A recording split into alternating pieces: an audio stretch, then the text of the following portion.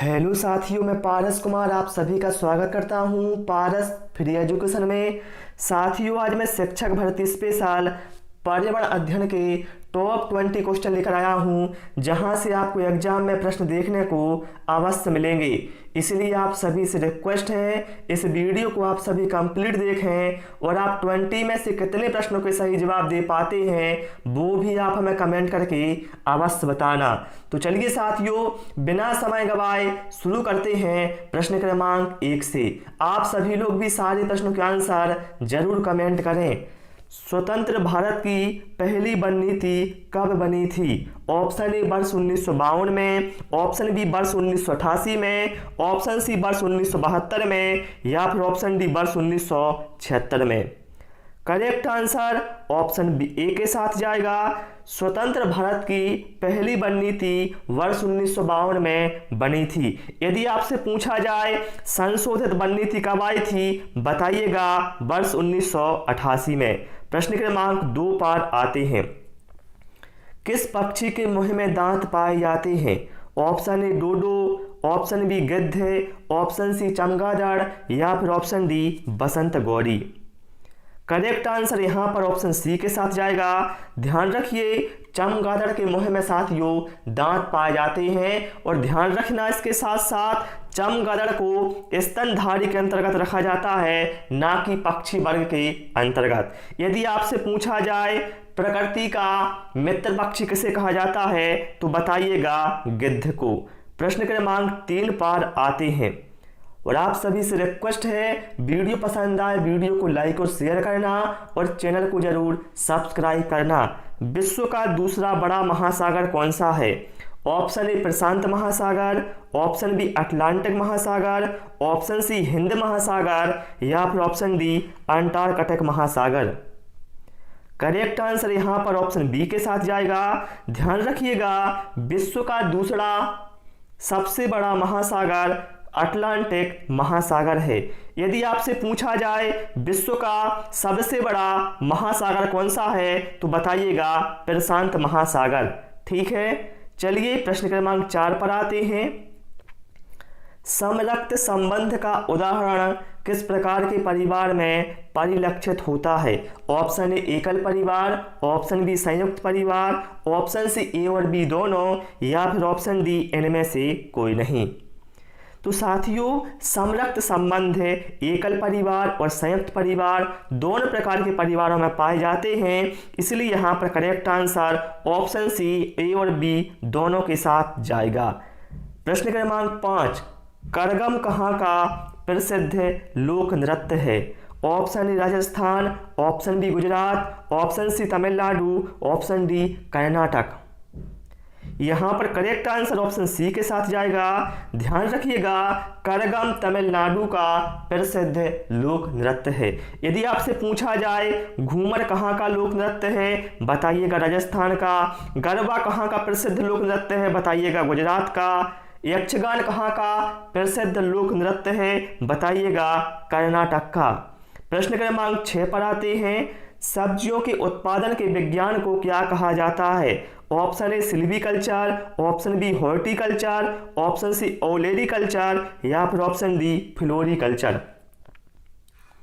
Correct answer साथियों यहाँ पर ऑप्शन सी के साथ जाएगा। सब्जियों के उत्पादन के विज्ञान को साथियों ओलेरीकल्चर कहा जाता है। यदि आपसे पूछा जाए साथियों कि काष्ठीय पेड़ों के संवर्धन को क्या कहा जाता है, बताइएगा सिल्वीकल्चर। यदि पूछा जाए बागवानी के उत्पादन के विज्ञान को क्या कहा जाता है, बताइएगा हॉर्टिकल्चर। और फूलों के उत्पादन के विज्ञान को क्या कहा जाता है, बताइएगा फ्लोरीकल्चर। ये सारे पॉइंट ध्यान रखना, एग्जाम में यहाँ से क्वेश्चन जरूर आने वाले हैं। प्रश्न क्रमांक 7, किस अंग द्वारा रक्त में अधिकतम पोषक तत्व अवशोषित होते हैं? ऑप्शन ए मुंह, ऑप्शन बी छोटी आंत, ऑप्शन सी अमाशय, ऑप्शन डी बड़ी आंत। करेक्ट आंसर साथियों ऑप्शन बी के साथ जाएगा। ध्यान रखिएगा साथियों, जो हमारे शरीर में छोटी आंत होती है उसमें क्या है, छोटे छोटे छिद्र पाए जाते हैं जिन्हें हम बिलाई कहते हैं। उन्हीं के द्वारा साथियों जो पोषक तत्व होते हैं साथियों उनका अवशोषण छोटी आंत के द्वारा होता है। ठीक है, तो यहाँ पर जो करेक्ट आंसर है भैया वो ऑप्शन बी के साथ हमारा चला जाएगा।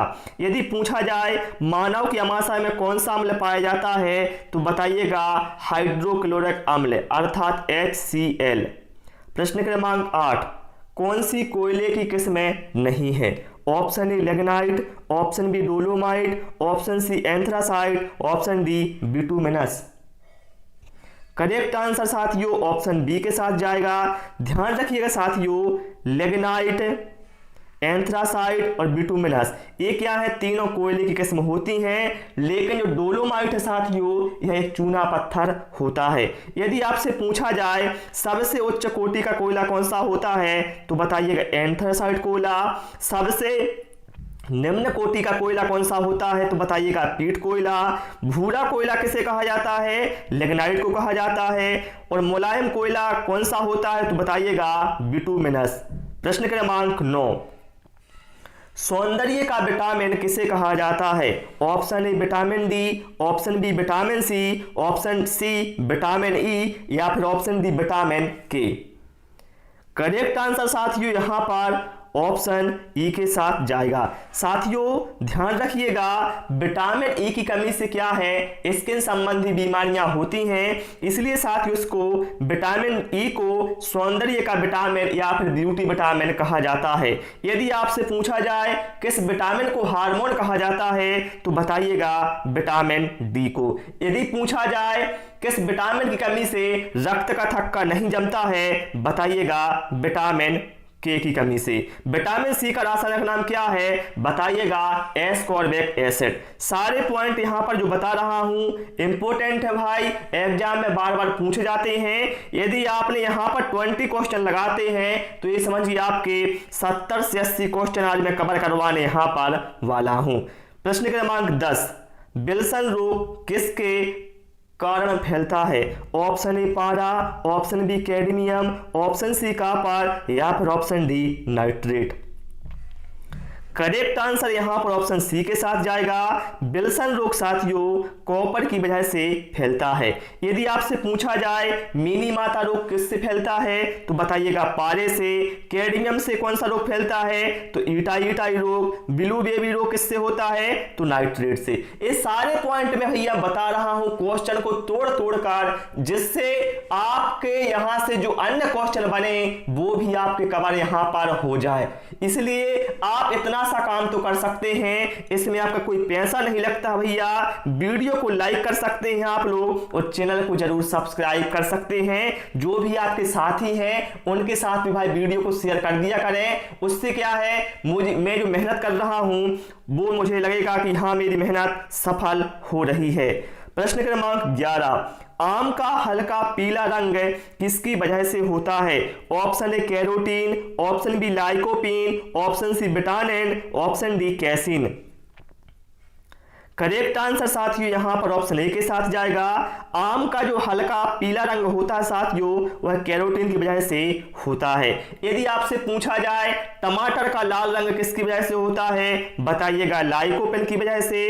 दूध का सफेद रंग किसकी वजह से होता है बताइएगा कैसीन की वजह से। सारे क्वेश्चन भैया मैं ऐसे ही अब आपको कराने वाला हूं। चलिए प्रश्न क्रमांक 12, शरीर में हीमोग्लोबिन का क्या कार्य है? ऑक्सीजन का परिवहन करना, ऑप्शन बी रोगों से प्रतिरक्षा करना, ऑप्शन सी घाव भरने में सहायता करना या फिर ऑप्शन डी इनमें से कोई नहीं। करेक्ट आंसर यहां पर साथियों ऑप्शन ए के साथ जाएगा। साथियों जो हमारी बॉडी के अंदर हीमोग्लोबिन का कार्य होता है वो होता है कि ऑक्सीजन का परिवहन करना। ठीक है, चलिए प्रश्न क्रमांक 13, कौन सा जीव स्वमल भोजी है? ऑप्शन ए चूहा, ऑप्शन बी सांप, ऑप्शन सी केंचुआ, ऑप्शन डी खरगोश। करेक्ट आंसर साथियों यहां पर ऑप्शन डी के साथ जाएगा। ध्यान रखिएगा साथियों, ऐसे जीव जो अपने मल को खाते हैं उन्हें हम स्वमल भोजी कहते हैं।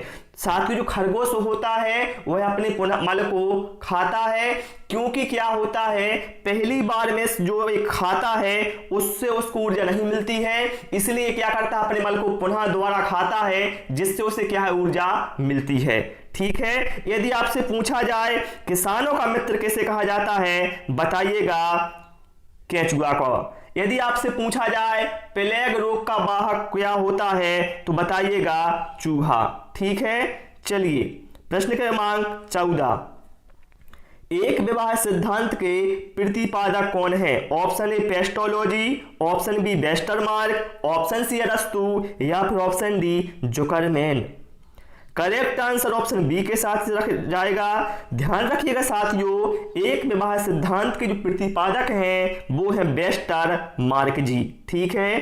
चलिए प्रश्न क्रमांक 15 पर आते हैं, और मैं बहुत जल्दी साथियों टेस्ट सीरीज लाने वाला हूं, जिसमें मैं फुल लेंथ टेस्ट बनाऊंगा और उसमें साथ में टाइम भी रहेगा। जो भी आपका एग्जाम में टाइम रहता है 2.5 घंटे वही टाइम रहेगा, और क्वेश्चनों की संख्या रहेगी 150, जहां पर आप अपना आकलन स्वयं कर सकते हैं। ऑप्शन प्रश्न क्रमांक 15 में कहा गया है मलेरिया रोग का कारक क्या है? ध्यान रखिएगा, यहां पर वाहक नहीं पूछा गया है, यहां पर कारक पूछा गया है। ऑप्शन ए में कहा गया है प्रोटोजोआ, ऑप्शन बी कवक, ऑप्शन सी जीवाणु या फिर ऑप्शन डी मच्छर।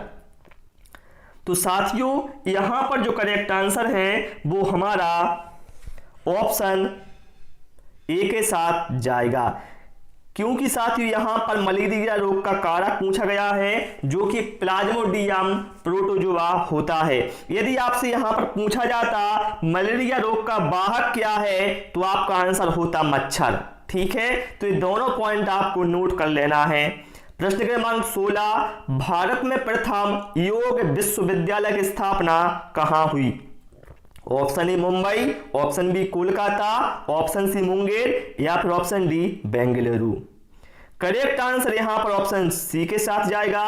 भारत में साथियों प्रथम योग विश्वविद्यालय की जो स्थापना है वो मुंगेर में हुई है। हाँ मैं बताना भूल गया, मुंगेर कहां पर है, तो भैया मुंगेर है बिहार में। ठीक है। बिहार के मुंगेर में स्थापना हुई है। और यदि आपसे पूछा जाए अंतरराष्ट्रीय योग दिवस कब मनाया जाता है, तो भैया बता दीजिएगा 21 जून को मनाया जाता है। प्रश्न क्रमांक 17 पर आते हैं, निम्नलिखित में से कौन सा अभयारण्य जंगली हाथियों के लिए प्रसिद्ध है? Option A Chandraprabha, option B Bandipur, option C Manas, option D Periyar. Correct answer यहां पर ऑप्शन डी के साथ जाएगा। साथियों जो पेरियार अभयारण्य है यह जंगली हाथियों के लिए प्रसिद्ध है। भैया है कहां पर, तो मेरे भैया केरल में है। कहां पर है? केरल में।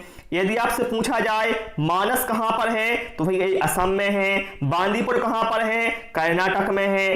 चंद्रप्रभा कहां पर है? उत्तर प्रदेश में है।